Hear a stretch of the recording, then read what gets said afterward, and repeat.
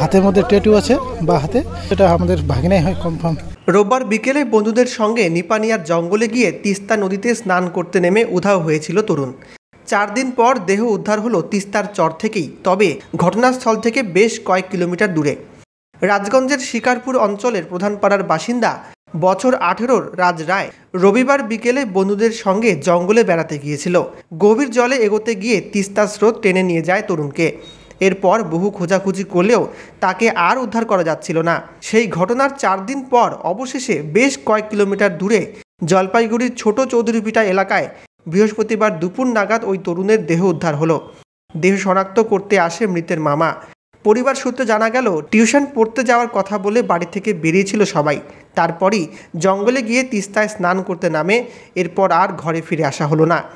এই ঘটনায় শোকের ছায়া এলাকায়। এটা খবর পাইলাম, আমরা বাড়িতে ছিলাম, তো ওখান থেকে ফোন করলো যে একটা বডি পাওয়া গেছে। তো এরকম সিস্টেম আছে, মানে হাতের মধ্যে ট্যাটু আছে বা হাতে, সেই জন্যই আমরা এখানে আসছি।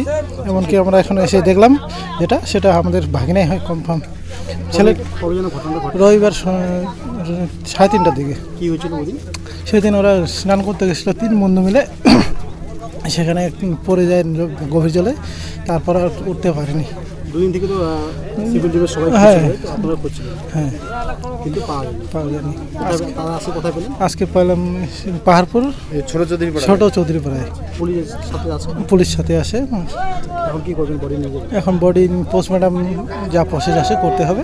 তারপরে আপনার নাম? আমার নাম অমিত রায়কর। কোথায় বাড়ি? আমার বাড়ি মালিভিটে। আপনি কি ওর মামা? হ্যাঁ, মামা।